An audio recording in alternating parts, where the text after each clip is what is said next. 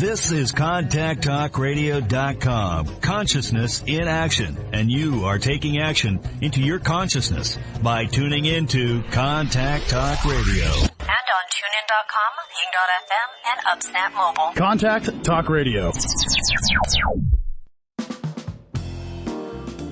Welcome to Medicine and Health with Dr. Paul Anderson. This is a show about opening the often mysterious world of how doctors think and how science works. This program exists to educate and empower you, the listener. Now, here's your host, Dr. Paul. It's Dr. Paul Anderson. Sorry, I just had to sign in there. And today we are going to talk about why my chronic infections will not resolve. Well, there's as many answers for that as probably there are hours in the day. But we want to do this in a few chunks and get things going. So we're going to start out today talking about why your infections, if they're chronic, may not resolve. And one of the big areas that that happens in is other infections. And we've talked about this a bit in the sense of, a few different other settings. We talked about it with COVID. We have talked about it with chronic diseases like Lyme and Epstein-Barr, et cetera, et cetera. But a common reason that a person with infections that don't want to let go, that have lingering effects, whether those effects are fully from the infection itself or from other areas such as the effect of the original infection or the immune changes, et cetera. A big area where a lot of trouble arises for your particular immune system is infections that may have been going on either in the background before you had your chronic infection started, or infections that go on because of treatment that you had for your chronic infections, or infections that kind of come alongside the other infections you have that you may or may not even know that you have. And so there's a few terms that are commonly used. I thought we'd go through those and kind of talk through them first. But the first one is actually called superinfection. And, that sounds really bad. No one wants infection. Certainly nobody wants a superinfection. But basically the definition is an infection following a previous infection, especially when that infection is caused by microbes that have become resistant to the treatment that was used earlier. So one of the side effects of antimicrobial therapy is always listed as superinfection. And technically speaking, that means that the superinfection is other bugs that grew because of resistance to the original drugs or antimicrobials that we gave you in the first place. Now, this could be for a couple of reasons. One can be that the original bug was directly a target of your initial treatment. So like, let's say you had a bacterial infection and you took an antibiotic that was specific for that bacterial infection, and either that infection or one real similar to it that's also specific for that bacterial infection became resistant to the medication that you were given. This is common with antibiotic resistance. So this is one of the reasons why the choice of antibiotic, the length of the prescription antibiotic, and other things become necessary. That's a true superinfection. Now, the other thing that can happen with superinfection is that you have your initial treatment and the other infectious agents that maybe you do or don't know that you have were completely not treated by the initial therapy. And that's one that happens quite often as well. Then there's the idea of what we call co-infections, and that's where you have a parallel, a simultaneous infection by usually multiple types of pathogenic organisms. And so a co-infection can, we commonly hear about this in chronic infections, like in people with chronic Lyme and co-infections. And so there's a couple of ways that co-infections work. One of them is really similar to the superinfection idea, where you get treated for one thing and the treatment that you do for that one thing doesn't really transfer over to the other things and the other microbes that you have. And so they just grow, right? The other is that the infection that you have that they found opens up your immune system to more infections coming in. Now, how would your immune system be broken down by an infection that was coming your way, and then allowed other things to come in? Well, this happens not infrequently due to the immune system taking all of its, or not all, a lot of its energy, focusing it on the initial or the primary infection that you probably know about or tested for. And then maybe even you're treating that with something that's moderately to highly specific for that microbe.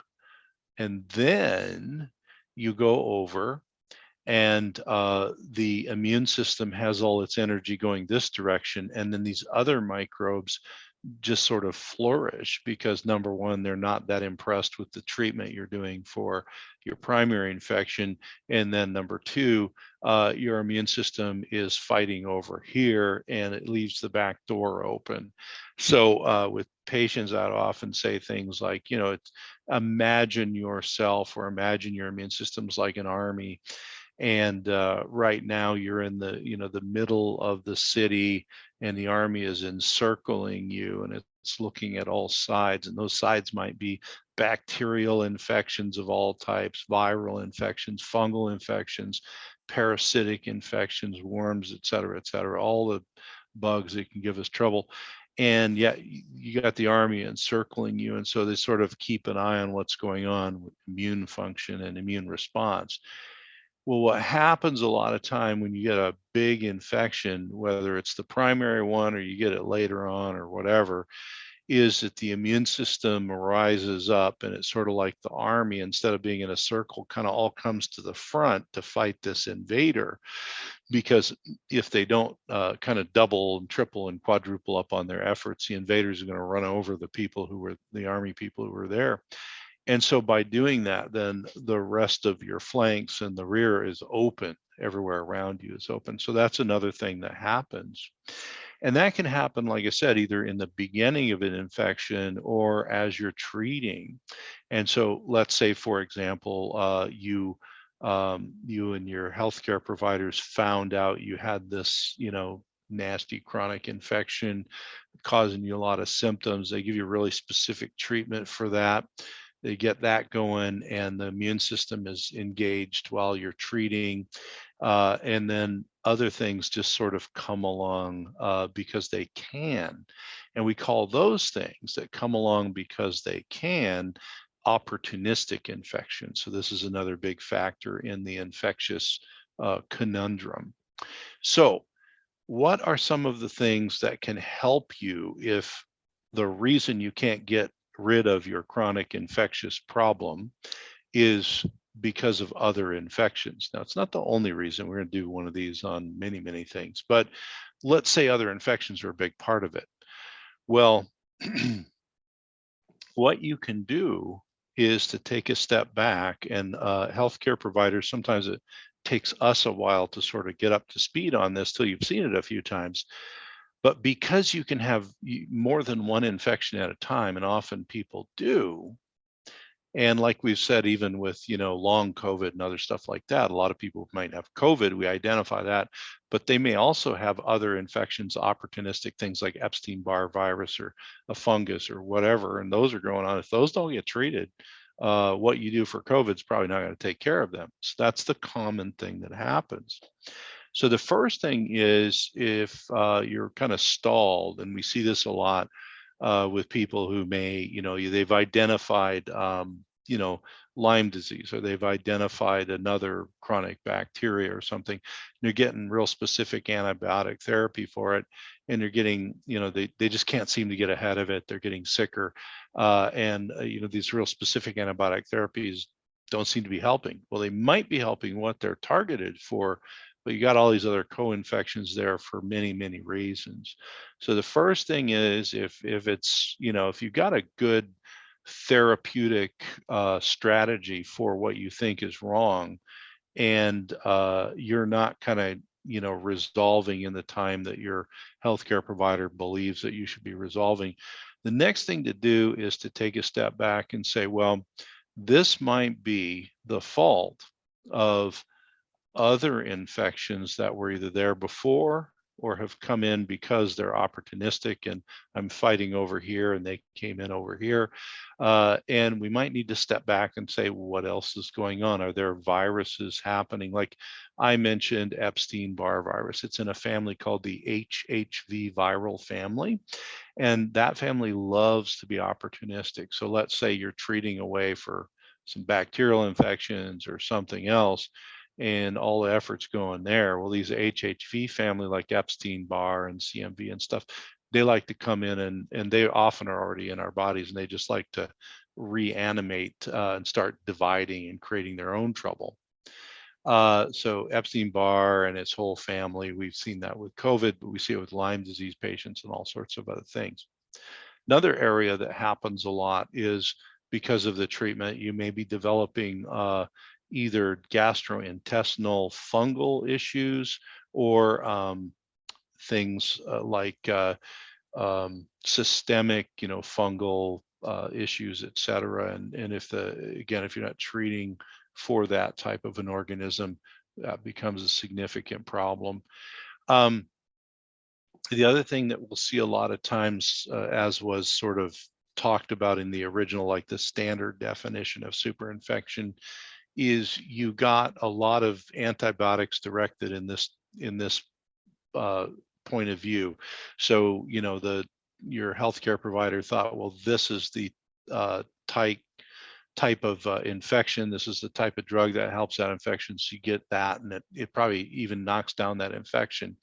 But in the bacterial world with antibiotics, there's a lot of other infectious agents that don't care about that antibiotic you got.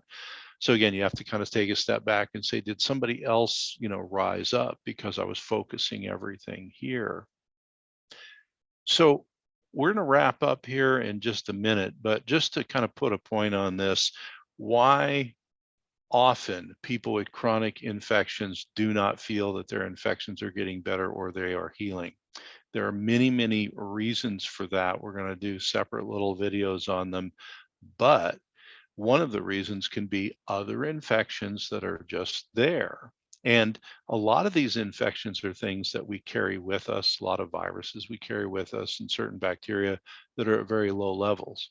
But then we start putting a lot of treatment effort and immune effort into this one area, and the other infections rise up. So we want to look at that. If we're plateaued, we're not getting better, good to step back and take a look. And you can do that by testing. Again, the HHV family that Epstein-Barr is in is a super common one. The chronic pneumonia organisms that are very commonly in the air, and if you're sick, you tend to get a Mycoplasma pneumoniae, Chlamydia pneumoniae, sometimes even chronic streptococcal, chronic strep issues. There's many other viruses potentially. There's a lot of parasites, helminths or worms, things that you might find in the GI tract. And then, as I said, there are other bacteria that may not be being targeted bacteria or parasites that are truly co-infections. Well, we're going to now take a break, and when we come back, we're going to be talking about the next set of conditions.